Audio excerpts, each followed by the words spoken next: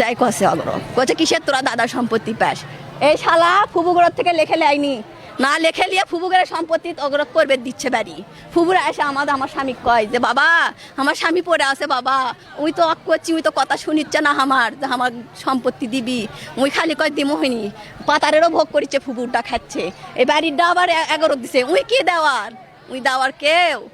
ফুবুর সম্পদ যদি উনি শখ করে যায় তাহলে দিতে পারবি আমি অসুস্থ চিকিৎসা কর্ম হয়েছে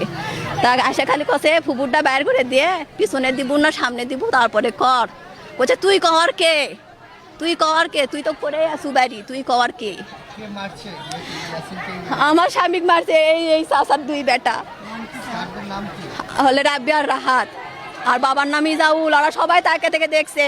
ওর মা আমার শাশুড়ি ধরছে ওখানে গুতে ধরছে আমি আমার ছোট বাচ্চা নিয়ে দাঁড়িয়ে আছি আমার স্বামীকে ওই রকম হাতের দোয়া দেখে আমি বাচ্চাকে শুয়ে রাখতে গেছি যে আটকাবো না এসে দেখে আমার স্বামীকে ওখানে কোপ মেরে ফেলে দিয়ে থুছে শুয়ে রক্তাক্ত করে নিয়ে যেতেই মারা গেছে আমার দেওয়ার জমি থেকে আসতেছে তা ঘাবড়ে নিয়ে এসে ওই ব্রিঞ্চির তলে নিয়ে কোপ মারছে তাই এখন কি অবস্থা সেটাও জানি না আর এই ভাসুরক বাড়ির ভিতর যায় রটের উপর থুয়ে ফেলে থেকে কোপ আছে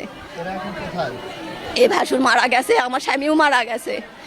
এরা এখন কোথায় সেটাও করতে পারতেছি না এরা সাথে সাথে চলে গেছে কয়ে গেছে করতে পারি না আমি সুষ্ঠু বিচার চাই ওদের ফাঁসি চাই আমার বাচ্চার গতি করে দিয়ে যাবে আমার বাচ্চা কে দেখবে আমার বাচ্চাগুলো কে দেখবে এখন আমি কি করব মা হয় নিশ্চয় কি করব না পারবো কাজ করতে না পারবো 2 বাচ্চা নিয়ে কিছু করতে আমি আমার বাবা মাও থাকে না এখানে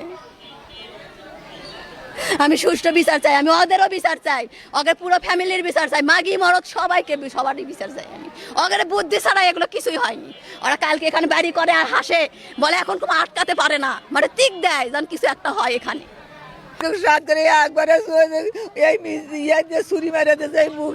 আরোটি পরে মরে গেছে আমার আরেকজন হাসপাতাল আছে আমার ভাই না আমি কি আর জিন্দগি পাবো গো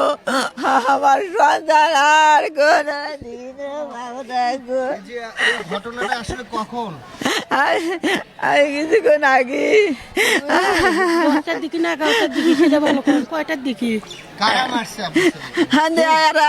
ইয়ার আওলাদ কি নাম আওলাদ আহাদার আবি আর ইজাউর এরা 3 জন আসতেছেন আমার চলো নাম কি দিয়েছি এই জায়গা নিয়ে কি হয়েছিল আসলে জায়গা নিয়ে ওরা করেছে আমরা কিছু কইনি ও তো আমার ননন ভাগলি বেড়াচ্ছে তাই কি হচ্ছে করছে যে ইয়ে তো হলে ও তো ওই বাড়ির চোর তাই আমার আর বড় নন্দের অংশ লেখা লেছে চুরি করে লেখা লেছে তাই ইয়ে আমার বড় ননন ছোট ননন করছে যে আমার কোথাও অংশ তা আমাদের কাছে গেছে করছে আমাকে বাই করে দাও তা আমার বেটা করছে যে তুমি বাই করে নাও সেই গেটের দেখেছে এরা ওই আওলাদ আর এরা 3 বাপ বেটা যায় একবারে ছুরি মেরে দিতে চাই এটি দিয়ে ছোট ছোট হাসপাতাল গেছে তাইবেন আমার কি হলো বাবা ই তো মরে গেছে দুনিয়াতে আমি আর কি করবো বাবা আমি কি ওর ফাঁসি চাই আমি আর জানি মুখ দেখি না বাবা আমার তো দুনিয়া ছাড়া চাচ্ছি দেখি তো আমি আমার সোল পাবো আর পাবো না বাবা আমার নাম রেনা আপনার স্বামীর নাম জামিল এই যে ঘটনা সেই ঘটনাটা আসলে কতদিন যাবত এরকম চলতেছিল রেশারেশি এতে 1 মাস হয় আসবি ব্যান গার্মেন্টস কতবার বিচার করে দিচ্ছে এরা ওই জমি বাই করে দেয় না কারা বার করে এরাই বাই করে দেয় না তাদের নাম কি ওই আওলাদ আর হচ্ছে আহাদ আব্বি আর ইজাউর আর ফরিদে এরাই 3 জনে ছুরি মেরে দিচ্ছে আমার সন্তান বাবা আমি আর জিন্দগি চল পাবো না বাবা আমি সব বিসমিল্লাহির রহমানির রহিম। আপনারা অলরেডি জেনেছেন যে সকালবেলা মোকামতলা ইউনিয়নের লক্ষ্মীপুর গ্রামে পারিবারিক জমিজমার দ্বন্দ্বকে কেন্দ্র করে মারামারি হয়। মারামারির ফলে ঘটনাস্থলে একজন মারা যায় এবং একজন জিয়া মেডিকেলে চিকিৎসাধীন অবস্থায় মারা যায়।